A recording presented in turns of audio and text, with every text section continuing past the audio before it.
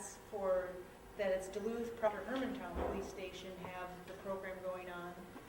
And I've called them and asked, can we put one more word on that? But there is this state boundary topic that's there. I do have one more question, if I may. Yes.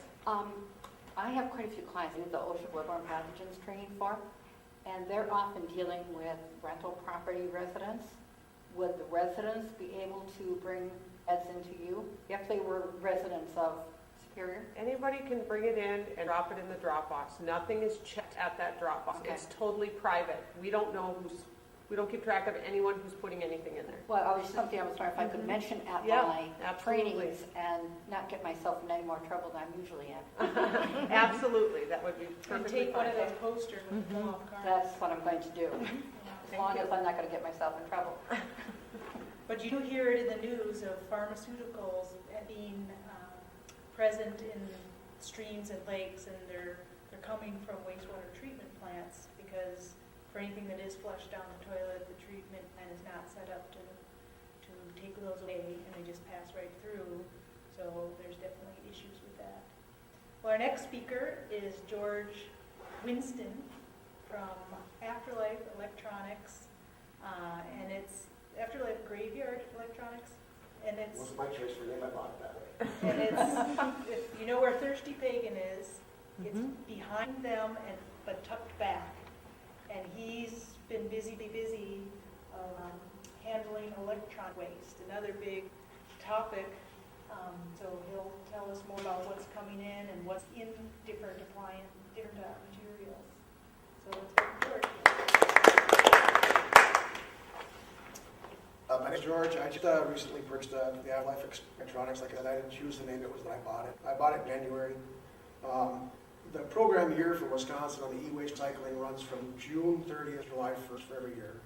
It follows the fiscal year of the commitment. And that way it can kind of coincide when they try to get proposals across for new regulations. Some of the regulations that they pass now is they don't like to see the Wisconsin e-waste, which is under your TVs, printers, things that hook really to the computer or plug into the wall. They don't want to see them going across the state line so much. They really want the collectors from Minnesota collecting in the Wisconsin side. Our company is certified registered on both sides. We're regulated by the Wisconsin DNR in Wisconsin, and we're by the MCA in Minnesota. We do collect both sides, but we're certified registered to do it on both sides of the border. The amount of waste that comes through that way, it's kind of a gray area because a lot of people won't report it because the certain fees that have to come along with it, the more you report, the more you pay.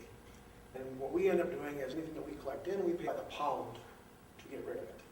Now, what I've done since I bought it is I had a meeting with the company that we supply to here in Wisconsin, and we were able to broker with them. If I can keep the volume up, they'll keep my rates down, which I can transfer on to the consumers. By doing that, the first 6 months of me owning it, we've transferred out over, it's right around 100,000 pounds of e-waste in 6 months' time. The previous owner had took out 70,000 pounds one calendar year. So what we've done is I went and brokered deals with all of the area haulers, collectors, that they could bring in as a reduced rate. That would be silly for them not to bring it to me. And then it ends up with me, we end up with the hub coming out of Spirit shipping it. Well, long story short, that is to try to keep stuff off the streets. So people, here's the main dilemma that we run into at our end facility. Primarily what we end up with as our waste is the leaded glass. Everything else can be very recycled to an extent. They can either take boards, they take the yolks, the copper, the ones that are in the TV, basically what most people don't realize, even with your plasma and LED TVs, there's no glass in them anymore. They're just plastic. You can physically tear them down at our facility and there's no hazardous that's coming out of it at that point. The real hazard comes in when we started dealing with the TVs that came about 20 years ago, where they've got tubes, and those have got mercury in them. Now even I can't do anything with those. All I can do is take those and wrap them, ship them out from their facility, because we're not prepared or capable to take the mercury at our level. So we palletize all that, we ship it off to our facility that takes care of that down in southern Wisconsin. Some of the hazards are in the TV, primary is lead, mercury, there's sulfur, PCBs, cadmium, some other words I can't pronounce, I'm going to try to. The PVC that are in them, the plastics, what we're running into more and more is the plastic itself has a use, but it's the other facilities are having a hard time making profitable to deal with it. We can ship off a whole silo of plastic, and it won't pay the guy's wages for it. There's no, because it's such an extreme process to reclaim it into a useful purpose without having large compactors and stuff to make it smaller, hard to do. We are one of the only, I know in here that still do ship off all the plastic. Don't send it to landfill. We make sure that we put as much as we can. Well, all of it goes in a semi. We can only put so much on it, otherwise the semi completely loses me. Now, I know I'm making it sound like more of the X's and O's and the profit and everything else, but most of the collectors don't last more than 6 years because they overestimate what the cost is going to be on the other end. And what happens is when they get overwhelmed, they bail on it. They leave. And they leave all the crap behind. And everything that's valuable is gone. You're going to show up and be a bunch of broken TVs, a bunch of plastic, and a bunch of crap nobody wants. And that's the problem. It's happened in Wisconsin, I know of at least 3 locations in the last 2 years. I know in Minnesota it's happened many times where they run 30-yard dumpsters and just fill them up with TVs. And they end up bringing facilities. And they're documented all over. Most collectors, like I said, don't make it 6 years because they go under because of what the CRTs, the lead and glass, which you're going to talk about the lead, is extremely hard to reclaim and make a useful purpose again. Some of the proposals that I've heard have been, they think about grinding it back up to silica with the lead still in, but then encapsulating it in either asphalt or concrete, trying to see if they can turn it back into bonding agent. Part of the problem with that is the lead. Now, lead itself, once it's in concrete, is only dangerous once it's flammable or exposed. Now, this is what they're trying to do is figure out how to extract it. Things up in the air on that. I'm not sure how they're going to get that taken care of. If they can make a track out of tennis shoes, they can figure something out. But we're ending up our end of it, and she'll talk about this here shortly with lead. The gentleman right here was talking about 2 air conditioners that he had to abandon next garage. Within a week, I guarantee they'll be gone. Somebody will come by and pick them. Somebody will take them to their garage, take them to the woods. They'll bust the hose, extract the fuel, and just blow the environment. They'll scrap it up. It'll end up in a place like TLA or Bayside or Simcoe or one of the recycling facilities because there's no way to regulate on their end where it came from. Now, there's talking in Minnesota, because Minnesota's program for e-waste is a little bit older. Wisconsin's really only about 3.5 years old. This is only program year number 5. First year is only 6 months. They're talking now that when you start bringing in what's considered a copper aluminum radiator, which is primarily in refrigerant use, they don't come in anything else. If you bring that to any recycling facility, you have to have certification that you extracted the Freon. That's one of the things they're trying to legislate. The problem is, how do you enforce it? That's the dilemma. Theft is a huge issue. I was talking with the officer earlier. It's a huge issue. We see it all the time. We had a guy bring a TV in the other day. He put it on a rail for free. He came out, the cord was gone. TV was still there, but there's no cord. Now the TV's junk, now he's bringing it to me. We've had other ones bring in TVs they put out by their garbage cans.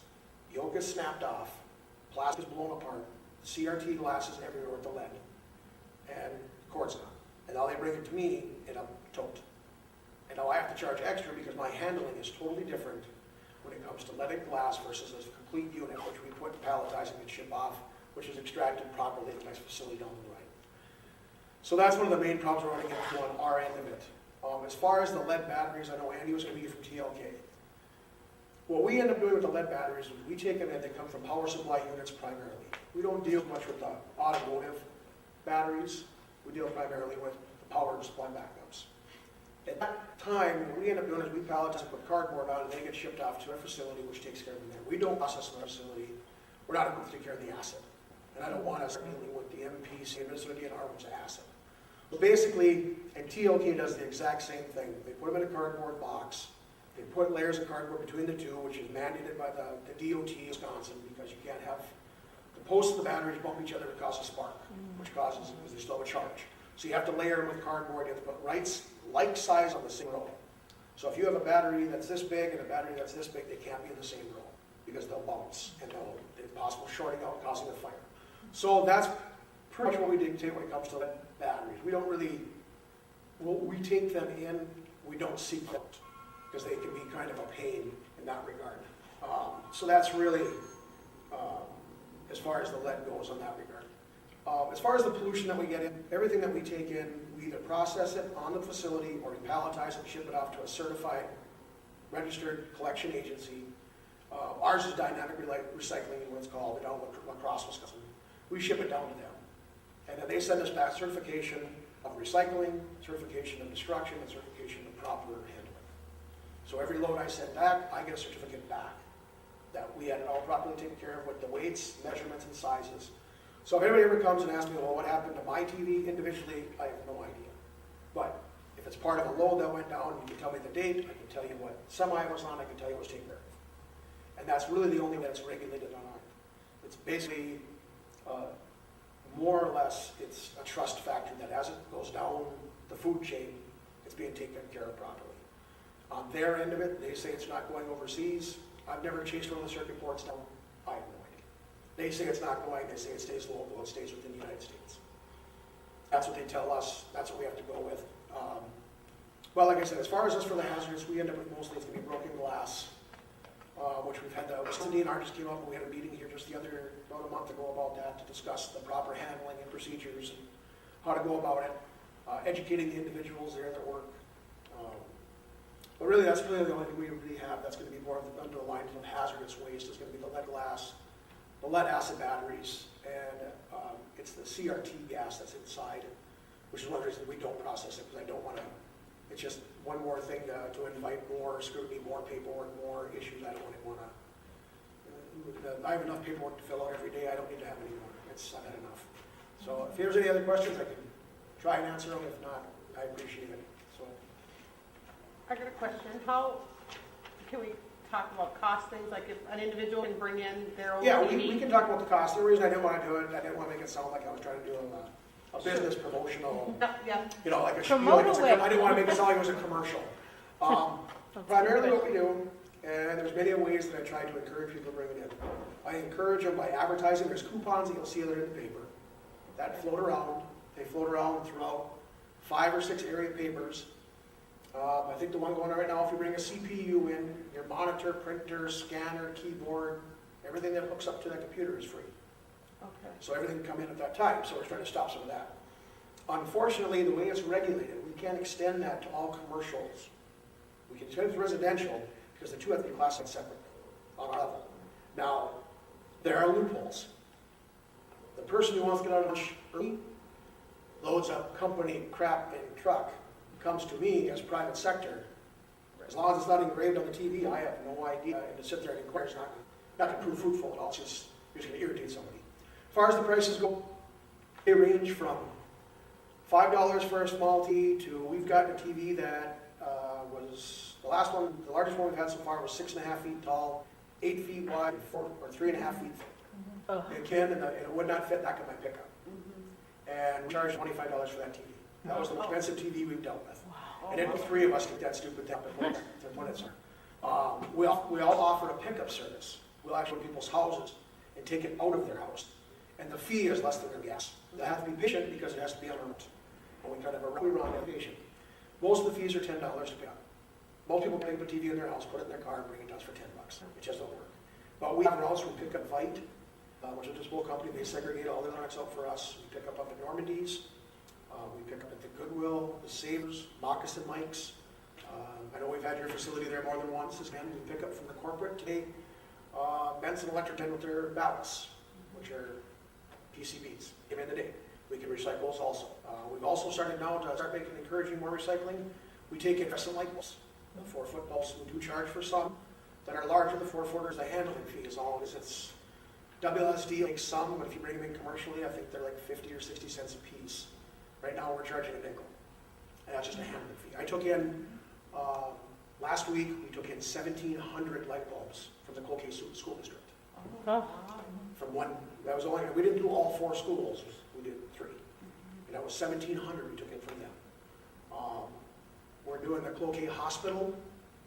We're going to be taking in, I believe they've got like, I want to say there's like 1,400 light bulbs, and we've already hauled out like 3,000 pounds of e-waste. We've taken out anything from a O2 producer, the oxygen tank, to monitors, to electric beds, all of them.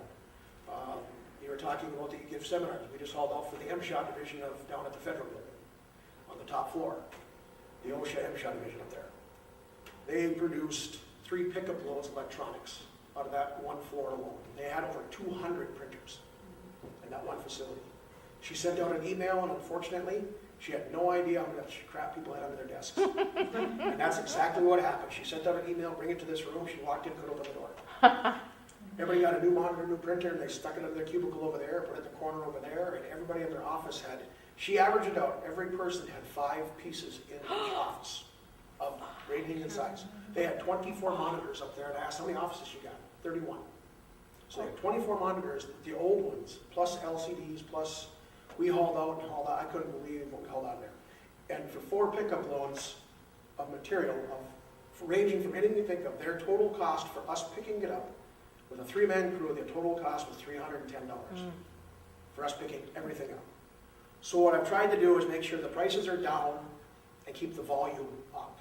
It's just a different kind of business philosophy. Rather than charge 30 for one, I'll charge 10 for 3. And I'll come up with the same amount of money. I'll handle more, but the awareness goes up. And that's kind of the way we run it. Like I said, I wasn't trying to make this into like a commercial. That wasn't really what I wanted. You start to think and wonder, how are you going to be viable? How are you going to be able to stay here in business, because it's a service that our community needs. And the way we stay viable with it is there's certain products that we can take apart that are more valuable to us. Now, what I try to do is encourage people to bring those to us, and also give them incentive to bring the crap that we usually charge more for. The CRT monitors, as a rule, we charge $8 a piece for, and they have to come as a whole unit, not busted up. We charge $8 a piece. Well, now if you bring me the CPU, which is more valuable to me because I can strip it down into components. Basically, it's an indoor scrapyard, is really what it comes down to. I can strip it down into components, I can gaylord it out, I can ship it, they can pay me for the product inside of it, and I can absorb the cost of the monitors. Now, what I did is I brokered a deal with them down there by running this ad. They took my cost for the monitors and dropped it down to nothing, just about nothing. Because I negotiated that I wanted to do more volume and not worry about making so much per item. And by doing so, it's really made a difference. We shipped out 51,000 pounds in 1 month. We shipped out 4 semis in 30 days. And that was from an empty building. 4 weeks later, empty again. There's 4 semis. 51,000, and that's just the e-waste. That's not, right now the hauler from Minnesota up on the North Shore is John Sanitary. He brings on a semi-load of material every 2 months. Just him. We're bringing him in from Balcom because the rates he gets charged, he can't compete. So I'm allowing him to make his money. He brings it to me. I move it out of my facility, keep my volume up, keep the rates down for everybody else, and transfer it out to the Joe homeowner. So that's our way of trying to save it from the environment. Yeah. I mean, it's kind of a catch-22, because if you do it for free too long, you won't be around. So it's the idea that if you want to take something at a discount, you still get the stuff that's of value to you. And that's what we're trying to do, because what we're trying to do is stop the guy from throwing the air conditioner in the alley, not you, but somebody like that and waiting for somebody to steal it. Where usually my opponents or my competition is $10. I charge $3. I have a friend of mine who runs a heating and cooling system and brings his pump right to our facility and takes a Freon out. And he charges me very little to do that, because the Freon to him is a sellable item with him. On his level, if you try to take it into too big of a level, it's not. The corporate level doesn't want it so much. The residential level, he can use it because now he can go home and charge his neighbor's air conditioning in his car. So it's kind of a way we're trying to get this all taken care of. So, like I said, it wouldn't be long to go from 5 to 15. When you do with PCB ballasts, capacitors, and transformers, there's no permanent incinerator in this country for PCBs anymore, is there? Not that I'm aware of. What we end up doing with them is Ontario or something. what we end up doing with them is we put them on a pallet. We separate them into non-PCBs and PCBs. Now, what we do is the non-PCBs can be shipped off in their entirety, and they recycle them on the other end. The PCBs, we ship them off, and we get charged 80 cents a pound. But I still take them in free. Because what I do is when I take them in free, I'm counting on the fact that I'm going to get 2 of the good ones versus 1 of the bad ones. Now, there are times when I'll get a couple hundred pounds of horse shit ones and have to eat it. But that's the way it goes. That's a risk reward. Because if I don't take them all I get is the bad ones. And all you're going to find is these PCBs are going to be thrown in the dumpster. The newer ones that are out now don't have PCBs. They can be thrown right from your leg right in the garbage if you choose to go that route. There's a circuit board that is recyclable. They don't use nearly the tar they used to. One of the techniques that I've heard for extracting the copper out of there is they freeze them and then smash it. And the tar itself becomes brittle. and it could shatter like you would for your asphalt roof. And it shatters off the transformer, which now can be recycled. They gather up the tar. Now it's more of an isolated, smaller unit they can dispose of. And that's one of the ways that they've been doing it, that I've been hearing on how they're going to do it. You know, and the internet never lies. So that's what I'm doing there. So, and there's different ways they're doing it. They're experimenting all the time. I have a friend of mine with Fond du Lac. He's the environmentalist up there. And they're experimenting. That's where I said they're talking about the glass. They're not sure about the lead, how they can contain it, encase it. And there are many different ways they're going about it and researching it. So if there's not any other questions, I think I've pretty much eaten up all my time and probably somebody else's. Thank you. So 2 more speakers to go, and we have about 26 minutes left on the tape. So I might, for each of the speakers, to hold questions to the end so we can get each recorded as much as possible. So next is Vicki Drake, and she's a registered sanitarian.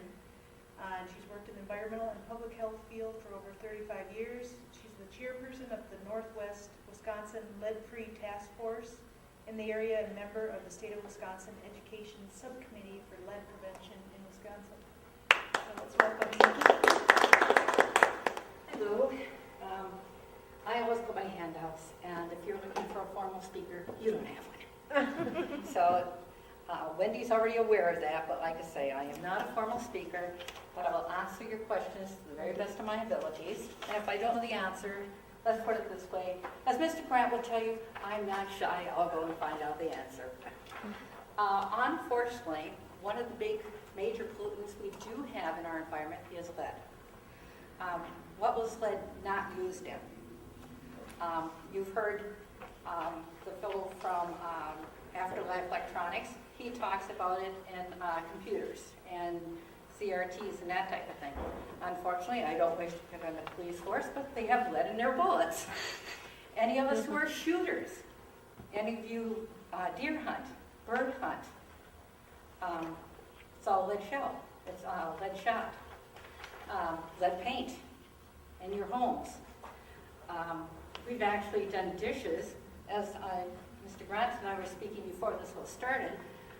He and I've done his house for lead paint when I was working with the health department. That's why we know each other. And we've worked a lot together on different lead issues. And people come back from Mexico. Oh, I've got this lovely soup dish. And so their child will start eating their hot breakfast cereal out of that soup dish. Except there's one problem. It hasn't exactly been fired correctly, so the lead that's in the clay is now in the food, and the child is now lead poisoned. I investigated that case, so I know what happens. There were 25 million sets of vinyl mini blinds that were shipped to the United States when we used lead to stabilize plastic. Have that flying over the top of your bed as your little one's in bed with you and your husband, or your wife, and have that flying over the top of the desk just going into their face. Anytime you think it's still not in our environment, if you look at page 3, you'll find something interesting. How many of you use turmeric? It's a spice. Okay? Turmeric, lead was found in turmeric. They recalled it. 2011. And like I say, they actually recalled turmeric. It's out there. The lead is in our environment. And the one thing is that all of us have the capacity to stop using lead, or at least to mitigate its utilization, because the #1 environmental health disease that we can control is lead poisoning in children. And a lot of the things that I have in here are just, it's a basic element. You know, you've heard Wendy speak of mercury. Well, it's just like mercury. It bioaccumulates in the body. Once you got it, you can't really get rid of it. It stays in your system. That's one of the things that's really bad about lead. Your child gets where you're taking out leaded windows, or you're taking out the some of the materials around the windows. They inhale that. All of a sudden, you get lead poisoned. Okay, their IQ. The first time I ever did a case, I had a 2-year-old. The child was irritable and had a short attention span. I didn't think 2-year-olds came in any other fashion. But that was just my ignorance, not the parents. But the child was lead poisoned.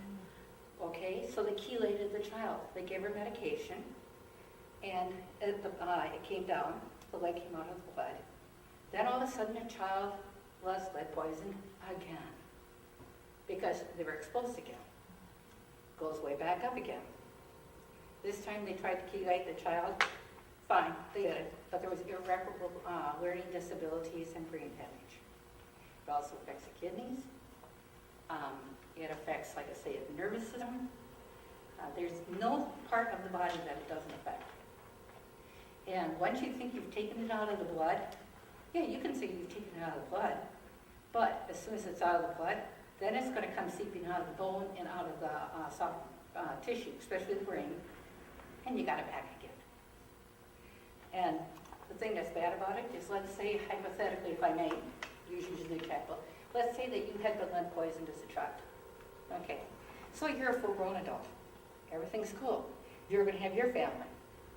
Your child is born lead poisoned. You know why? Because you were. Because it is still trace elements inside of your body. So, how can we get rid of it? We don't have it in gasoline anymore. We don't have it in paints anymore. But you take right to the city of Superior. Wendy and I were talking about this. We have the oldest housing stock per capita in the state of Wisconsin in Superior. The 9th oldest in the country. So think about how much lead paint is probably out there that our children are being exposed to. We as adults are being exposed to. Can we take it out of certain things? Yeah.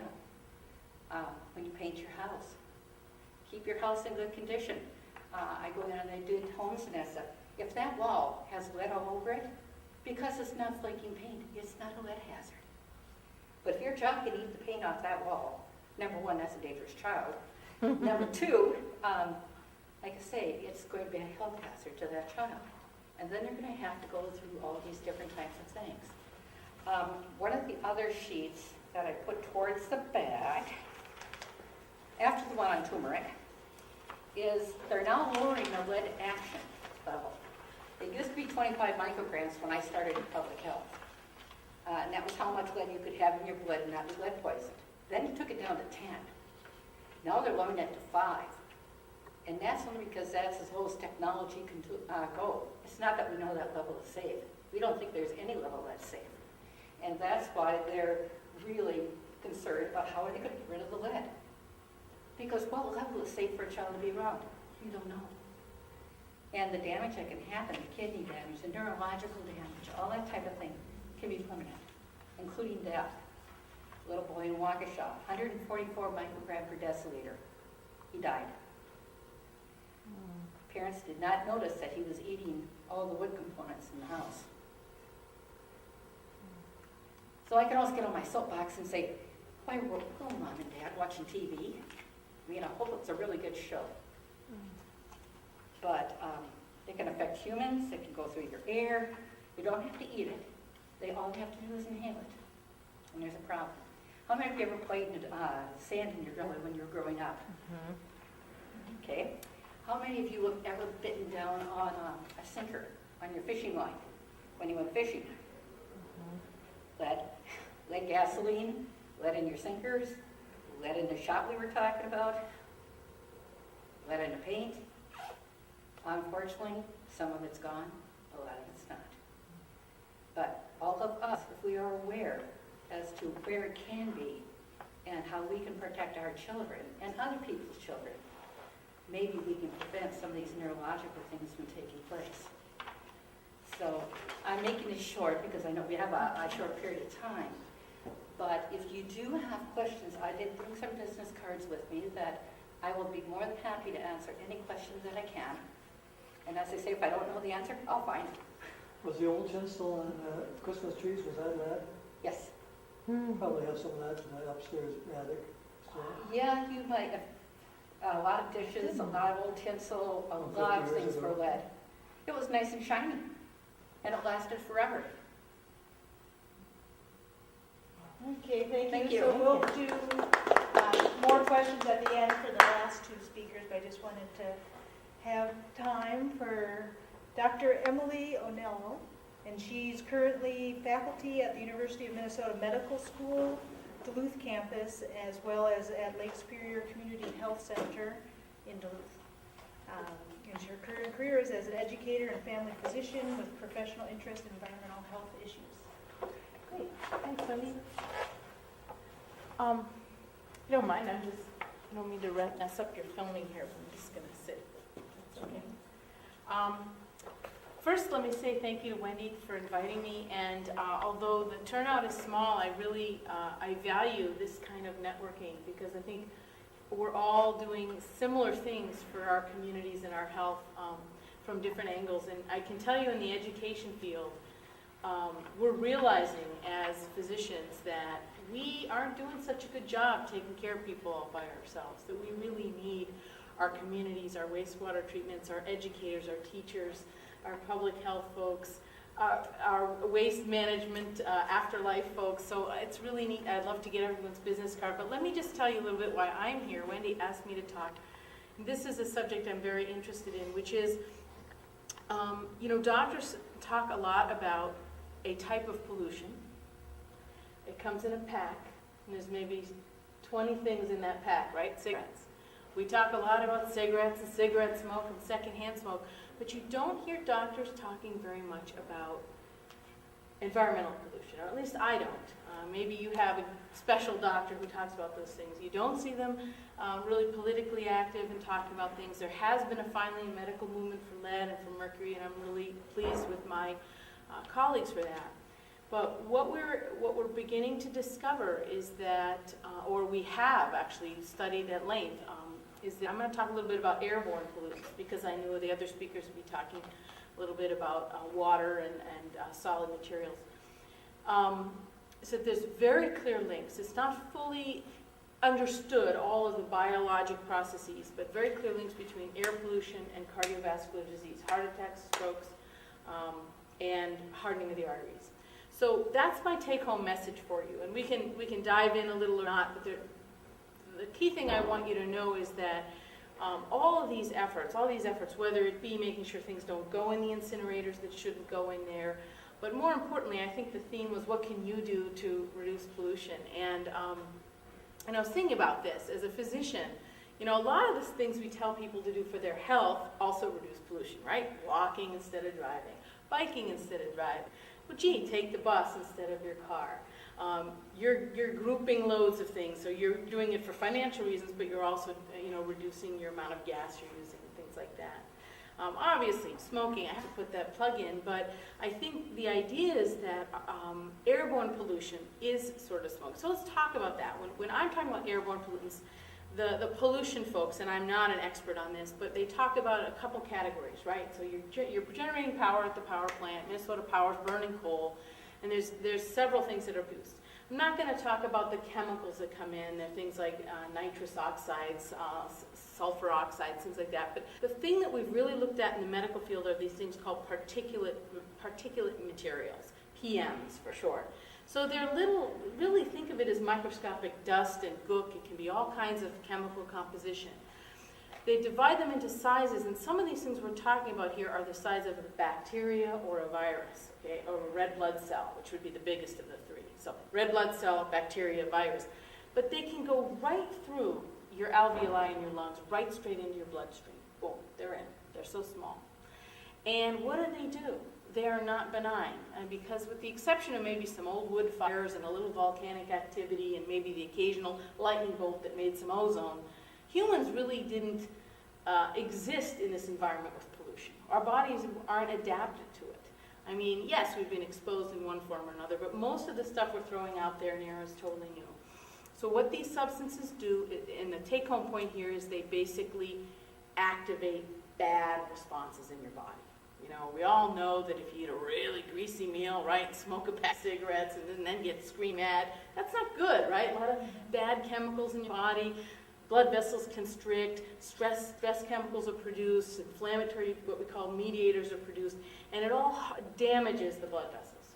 So the take-home point is that both short-term exposure to things like diesel exhaust or airborne pollutants and long-term exposure are harmful. And what I think about as a family doctor is most of us Americans, unfortunately, are going to die, statistically speaking, of cardiovascular disease.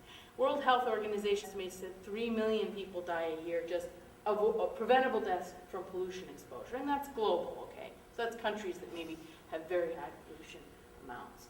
So the take-home message, I think, is do what you can on an individual level, but this is really a community effort. When you see, there's pictures in Los Angeles of kids in a schoolyard and a big Boeing 747 landing at LAX right over their heads. And I know in our community there's been efforts to make school buses less polluting, right? Because kids are not only sitting on the bus, but more importantly, they line up outside the bus, right? And they stand there and they breathe those fumes. So in your community, there's an effort to make your public transportation pollute less. Get involved with that, because it actually will help your health and the health of your community. I'm open to other ideas or things you've heard about ways you can reduce pollution in the community, but it is really a public health problem. And so I commend you for what you're doing, keeping chemicals out of the environment. This is really important, and as a physician, it's really great to see all the angles that people are working on this with the water, the air, the chemical exposures, the lead. So I can take questions if you have any. Do we have anybody in our area who specializes in medical mycology? Oh boy, that's a good question. Meaning fungal exposures. I don't know of any. Do you mean in the fact of an infection within the body, like an infectious disease, or kind of a sick home kind of thing? Yes. Both. I have a friend who has idiopathic pulmonary fibrosis, Yeah. and he believes that it came from inhalation of mold and mildews within his home. So I'm just curious. He was wondering if there's mycologists in our community. And I said, you want a medical mycologist, not just somebody who could look at a petri dish and tell you what you've got. Yeah. You know what I can tell you, you mentioned the old housing stock. This is a huge problem. I have a lot of patients sometimes come in and they say, I think my house is making me sick. And it's really hard as a physician to know what to do with that. I mean, yes, there are airborne testings and things you can do, but there's not a lot of good guidelines. And as you know, some of these things exist in our air, so what's the threshold of illness? I think the answer is no, but I would certainly encourage your friend to perhaps get a consultation from one of the infectious disease doctors in town. I don't believe there are any over here in Superior, but there are several in Duluth. He did see John Bakken, and now Okay. he's at Mayo. So I'm Okay. just curious if there's anybody in our area. Yeah. I'm unaware of any. It's a really tough area. There's some real deficits, I think, in the scientific knowledge of medicine. I'd say Lyme disease is another area. We don't need to get into that today, but with global warming due to pollution, if you believe in that, which I do, we're going to see more and more of these southern diseases coming north. So there's a lot of people with probably tick-borne illnesses that we don't fully understand. But Gotta wait for dengue. yeah, hopefully it won't get that hot. But so yeah, that's a great question though, and I've struggled with that with some patients too. And often it's multifactorial. You know, I've had smokers who say, well, I think I have asthma because of my trailer home is in bad repair. Well, yeah, but you're also smoking, so how do we sort that out? But I don't know your friend's particulars. But if anyone can figure it out, Mayo will, I think. Oh, yeah. They're pretty good. I was just, like I say, more or less curious because I remember when being in public health for 35 years, I've heard that from so many people.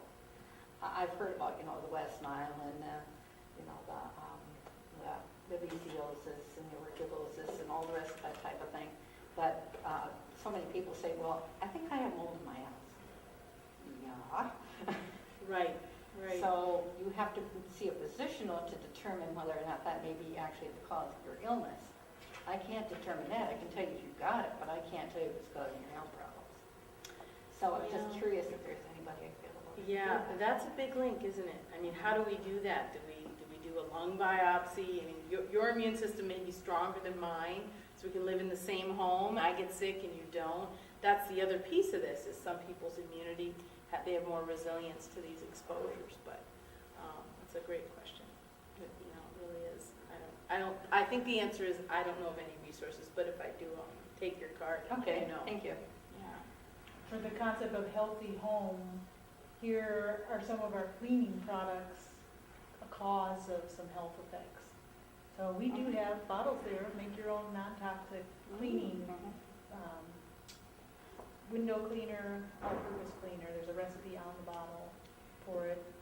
And, Oh, great. and then the other point of what can we do, proper disposal of things, so bringing electronics, I mean, they're not allowed in landfills, so bringing it to the right place that's recycling, not bringing home things that contain some of the bad stuff, so being aware of that.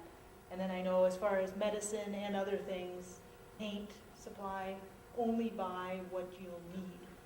So not having an extra quantity around and then more to dispose of.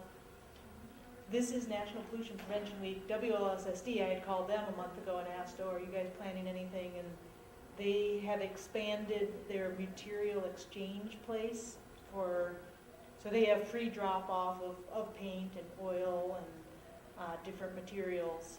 And they were going to do an open house because of their expansion. It's all organized with eggshell and flat and the colors. Wow. That's a So lot of- leftover paint, don't pour that down a drain.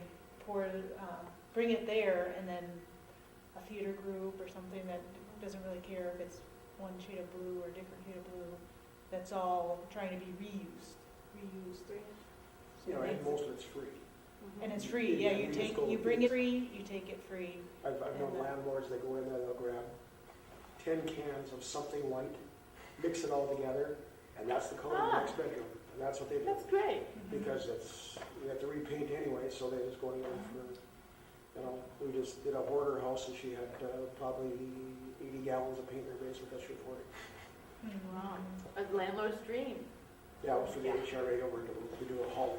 But yeah, that's where WLSD, it's a great resource for me. It's like a lot of people don't know that wood components that have lead on it can't really go to the standard landfill. It has to go to a demo landfill. And so you can't take it out to the city dump, as we used to call it. Now you call it landfill.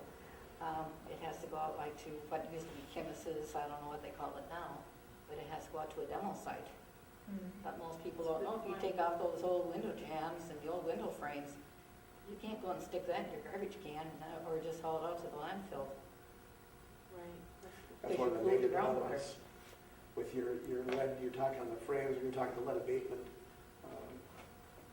I own many different companies at the same time. One is a construction company. We turned down doing lead abatement because the regulations are so strict on that stuff, and trying to get certified to do it and trying to make sure you do it the right way. The cost to the homeowner is so high that they usually end up doing it themselves. And that's just what ends up happening. They do it the wrong way. But when you start talking about building shelters and because you have to build an enclosure, you can't just do it in the wide open. You have to have it ventilated. You have to have the proper respirators.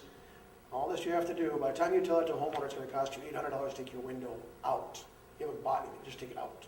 They're like, all right, you come on Tuesday, Monday, I'll take it out. And that's what ends up happening. Yeah. So you end up with an open hole sitting there and the stuff's gone. I don't know about Minnesota, but Wisconsin now has what they call the lead renovator program, where if you're a landlord or you're the owner of your own property, you can go in and do your own work as long as you've gone through the lead renovation course. And that's a 4-year license. It's a 1-day course, because I am one. I took that, and I still have my lead risk assessor's license, so I maintain both. On the contractor level, it's not easy to, Oh, no, it's not. to do all that stuff. By And any most of the stretch. contractors are shying away from it, and now what's happening is they've limited it to only a few contractors that are willing to do it, and they've cornered the market on the pricing. You're going to pay and you're going to like it. That's just the way it is when it comes to that kind of stuff. Unless you want to find a loophole and do it yourself. I mean, we've run into that same problem. The medical, the officer talked about the medical. I've actually did cleanouts for the HRA downtown Duluth. I've asked the officer across the street to take this medical waste from me, and he won't. And now, at that time, they didn't have drop boxes like they do now. It used to be WSD had a one-time collection. And if you went down there, the line was 30 cars long. Took you an hour to get rid of the stuff. The problem is, like for me, it's not mine, it's not my mom's, it's not any family affiliation. So if I get pulled over on the side of the road and I've got a Super One bag full of medication, now I have to explain how I acquired this and where I'm going with it. And then what do? Do I house it for the next year and a half on my property, waiting for WLSD? Well, now they've changed that. Most of local law enforcement's in Duluth accept it 24/7. If they're open, they'll take it. The medical It's waste. really been an evolving program, hasn't it? And there's some really compelling data. Maybe you're familiar with it, Wendy, since you're the water person. But They just looked at water into the waste and out, and amazing levels of cardiac drugs, hormones, female birth control hormones. What's that? Antidepressants. Yes. Antibiotics, I had heard. Yeah, there was a and significant amount. there's a researcher up at UND who looked at fish and kind of the fish changed gender because of exposure to these hormones. So, I mean, you look at that big lake and you think, oh, it's big, it can handle it. But really, you know, these small steps really make a difference. And it is frustrating. I can understand your frustration. And my wish as a physician is that the cost of all this stuff would be borne in the cost of the item. When you buy your plasma TV, you're paying more than you, of course I don't have a plasma TV, so I can say this, right? But, you know, that becomes part of the cost, that people start buying glass and wood and more simple things, or if your item has a lot of circuitry or things that are recyclable, that you somehow incorporate that cost. It used to be that the company before I bought it was actually subsidized. The problem with anything that's subsidized is when it's government funded, well, the private sector pays the government. So it's still coming out of the individual having to put forth the resources Right. to allow for this to happen. And that's where they're running into dilemmas, because anytime you say raise taxes, Yeah. people panic. And there's no real program out there that they're going to evolve in the next year or two that's going to make it so you get rid of your TVs for free, or make lead Right. abatement any cheaper, or make medication. I mean, my mom passed away in May as a great example. I've got garbage bags of medication that's expired because she was a hypochondriac. So every time she got a cough, she'd get 4 pills. Well, the doctor didn't know, she was dealing with 4 doctors. So 4 doctors were prescribing for 4 different places. So I've got, I don't remember what they're called, you probably know what they are, where you take and you put it in the inhaler, the nebulizer, Okay, yep, that, yep. whatever that is, that little tubes. I've got a stack about that high, a box is 3 wide, about that high. Yeah, amazing. And to get rid of it it's just another process of gathering it all up, bringing it there, because Yes. if you bring it to law enforcement, like they're talking, they had a boxes this big. I could fill that 3 times. Well, do I go there 3 times, or do I go there Yeah. once and just throw it underneath it because I went there once? You And have that's what we sympathy have. for me because a lot of clinics do samples, right? We get samples of medication, and a lot of times, you know, I work at community health center, a lot of my patients don't have insurance. So what are they sampling? They're sampling the hottest, greatest, most expensive thing, because they want you to try it, but I'm not gonna try it. So we get, like you, boxes and boxes of things expired or not expired, that they won't take them from us because we're a clinic, you know, not an individual. So it's a problem, you know, how do you keep them safe from the community, from kids getting in, from animals, from the environment, the water supply? What they Yeah. usually end up doing is they end up forcing you into using loopholes. Like I was saying, well, we're not supposed to take in corporate electronics without charging separately for it, regulating it separately, charting it separately. It's all supposed to be in separate boxes. Well, when I say it's going to cost you 3 cents more a pound, it doesn't take long for the owner of the company to say, oh, okay, Joe, you go 15 minutes early for lunch. You bring your stuff there in your pickup. I'll pay your gas. Yeah. And so you say you brought it from your house. Well, and now I can't tell the difference, but now I just took a large volume in. And that's what we're trying to regulate that. I go round and round with Wisconsin DNR and the MPC. We go round and round, trying to figure out a way to regulate this, because the fees, because the way the program runs, schools are considered residential. Okay. So that keeps it cheaper here. What happens is if a corporate brings it in, my prices on my end of it alone triple if it comes from corporate. So as soon as I list it as a corporate, because they feel that the corporate should be able to handle the fees I see. themselves. That they're a deeper pocket. They have a deeper pocket. Well, corporate, they don't take it from 3M Right, to, you know, the guy down here on the corner selling newspapers. They're all the same in their eyes. right, Well, the guy over here is the one who might be putting the air conditioner out in the alley, right. because he can't afford to get rid of it under normal circumstances. So that's where they're having a lot of problems. And it's going to be a continuing issue.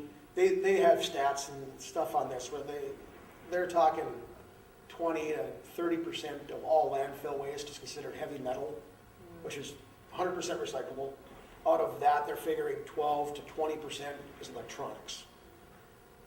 We pick up at Vite, I was just there. Now they were told they don't have to recycle fans, the actual fan. So now that can either be distributed as scrap, if they choose to take it out of there, or it can get buried. And a fan is generally plastic, copper, metal, The motor. and it can be mortar. But that's recyclable If they choose not to, it can go right in the landfill. Before, it used mattresses, so. Wrap up in a couple minutes. No, that's interesting, huh? I'd love, With three businesses, with the two businesses I run, I've covered almost all facets of what you guys are talking about. it's great, yeah. I run a construction business, a hauling business, and electronic recycling, so I cover all facets. I can listen to what you guys are saying, and I can interject on all levels, because I can see what you're trying to do, I understand it. Very, very difficult to enforce. Oh, yeah. Medical, they're doing what they can. It's not as easy as they make it sound. And I especially, would love to do a study just of your, whatever you cited, 100,000 pounds of waste. I mean, what the potential regional health benefit is of not having that Where would that just have done. gone? Where would it have gone? I mean, it's a theoretical study, but to analyze your numbers and put that out there, because maybe that can twist some arms in terms of changing the corporate versus residential type of stuff, if they can recognize, hey, these are the health savings to our communities. well, that's what they find in the alleys. That's what we find them. Like when I leave here, our building is only, I don't know, 8 blocks away, something like that, too. Usually it averages out about 3 times to 4 times a month. I find treasures outside of our building. That got Nice. dropped off. If I don't get them out of there right away, if they get dropped off on a Friday night, by the time I get there on Monday morning, they're destroyed. They might have been a whole unit when they got there. They're destroyed when I get there. Because they'll snap off the yoke on the back end, they'll take, they won't, because you can unscrew the yoke, you don't have to break the screen. But they won't, they can mallet it, whack it, blow it off there. And now when I get there, I've got a mess on the ground, which brings the attention of the lead abatement people to want to know what I'm doing with the lead glass, which now is on the front of my door. Right. So now I have to figure out what to do with it, so then I have to then I have to put it in a box separate to itself, show that I transported it, document where it went, the And poundage it's I all took lead in. glass. I mean, that's what it's. It's just lead and glass, and That's what's and you would think that you would run out of these really oddball TVs eventually. You do not. They will I have never, 4 of ever, them. ever go away. We took in 1 week 9 projection TVs.